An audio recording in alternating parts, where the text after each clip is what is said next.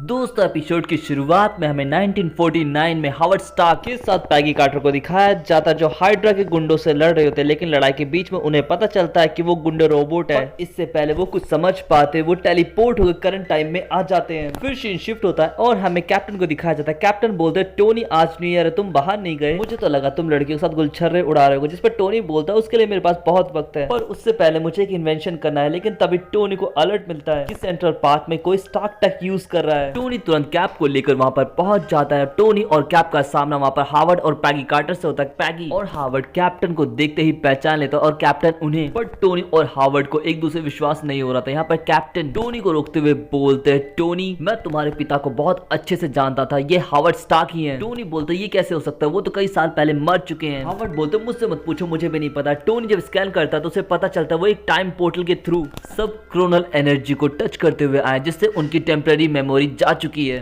पर इससे हावर्ड को कोई फर्क नहीं पड़ा था। हावर्ड पूछता तो बताओ मैं तुम्हारा बाप हूं तो तुम्हारी माँ कौन है। टोनी बोलता कि आप अभी उनसे नहीं मिले और मैं उनके बारे में आपको अभी नहीं बताने वाला, ये लो मेरी टेक और मौज करो पिताजी। यहाँ पर हावर्ड को काफी मजा लगता है। फिर हमें पैगी कार्टर और कैप्टन को दिखाया जाता है। कैप्टन पैगी से पूछते हैं, पैगी तुम कैसी हो, जिस पर पैगी बोलती है मुझे तो लगा था कि स्टीव तुम मर गए हो, तुम्हारे लिए मैं कितना रोई। और उन दोनों में एक मोमेंट क्रिएट होता है। जैसे ही पैगी किस करने वाली तो टोनी मोमेंट को खराब करते हुए बोलता है कि मुझे ज्यादा जानकारी नहीं मिल रही तो तुम पोर्टल वाली जगह पे जाओ और देखो क्या कोई ऐसी चीज है जो पोर्टल से बाहर आई है। कैप्टन और पैगी तुरंत रेस लगाते हुए कार क्रैश वाली जगह पर पहुंच जाते और सीन शिफ्ट होकर हमें हावर्ड को दिखाया जाता। हावर्ड पूछता है कि तुम अपना सूट चलाते किससे हो, जिस पर टोनी बोलता आखिरी एक्टर से। पर तभी अचानक टोनी के सूट के अलग अलग पार्ट असेंबल होने लगते हैं। असेंबल होते ही टोनी और हावर्ड पर हमला कर देते हैं। टोनी तुरंत सूट अप होकर उससे लड़ने लगते हैं। यहाँ पर टोनी बोलता किसी ने मेरे सूट पे कंट्रोल कर लिया, पिताजी आप छुप जाओ। जिस पर हावर्ड स्टार्क उस रोबोट को तबाह करते हुए बोलता और मुझे तुम्हें अकेले लेने दो। टोनी जब उस सूट को चेक करता तो उसे पता चलता है वो तो कैंग की टेक्नोलॉजी है। तभी वहां पर कैंग भी पहुंच जाता है।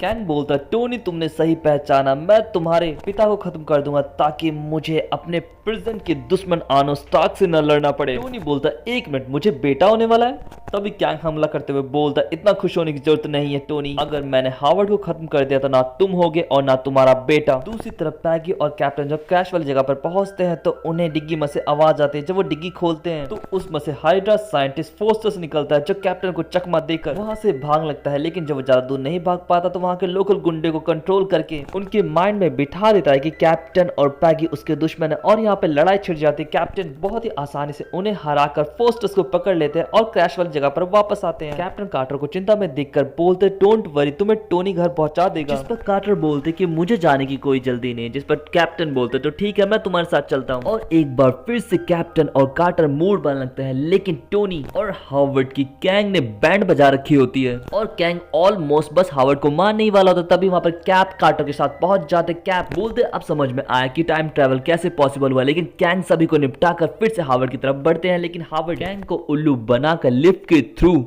टोनी के हाईटेक आर्मर वाले रूम में पहुंच जाता है और सीन शिफ्ट हो जाता है। हमें कैंग को दिखाया जाता है। कैंग बोलता अगर मैं बाप को नहीं मार सकता तो बेटे को मार दूंगा और वो टोनी की तरफ बढ़ता है। लेकिन तभी वहां पर टोनी का सूट पहनकर हावर्ड वहां पर पहुंच जाता है और बोलता है मेरे बेटे से दूर रहो। पर हावर्ड गलती से टोनी को ही शूट कर देता है। उनको एक साथ देखकर कैंग जाते हुए बोलता है ये खेल यहीं खत्म होता है स्टार्क्स। पर सभी मिलकर कैंग का पीछा करते हैं। टोनी और हावर्ड की बात सुनकर कैप्टन बोलते और ये कितना पकाएंगे, कितनी तारीफ करते हैं खुद की। लेकिन तभी उन पर कैंग हमला करता है। कैंग का सरप्राइज हमला उसी पर भारी पड़ता है। कैंग जमीन पे लेटा हुआ देखकर उन्हें लगता है वो जीत गया। लेकिन तभी कैंग बोलता तुम्हें नहीं पता कि तुम हार चुके हो। हावर्ड को इस टाइम में बहुत ही वक्त हो चुका है, जिससे एक टाइम पैराडॉक्स क्रिएट हो गया है, जिससे स्टार्क पर बेस सभी चीजें धीरे धीरे करके गायब हो जाएंगी। जिससे ना रहेगा टोनी स्टार्क ना रहेगा आनो स्टार्क। तुरंत कैलकुलेट करता तो उससे पता चलता है कि उसके पास सिर्फ 2 मिनट है अपने पापा को वापस से उनके टाइम में भेजने के लिए। तो टोनी तुरंत पोर्टल से निकले रोबोट को एक बीकन की तरह इस्तेमाल करने के लिए उसे रीडिजाइन करने लगता है, जिसमें हावर्ड भी उसकी मदद करते हैं। दूसरी तरफ कैप्टन बोलते मैं तुम्हारे साथ चलने के लिए तैयार हूँ पैगी। जिस पर पैगी बोलती नहीं कैप्टन, वहां से ज्यादा जरूरत तुम्हारी यहाँ पर है और अब यही तुम्हारा घर है, बस तुम मुझे भूल मत जाना स्टीव।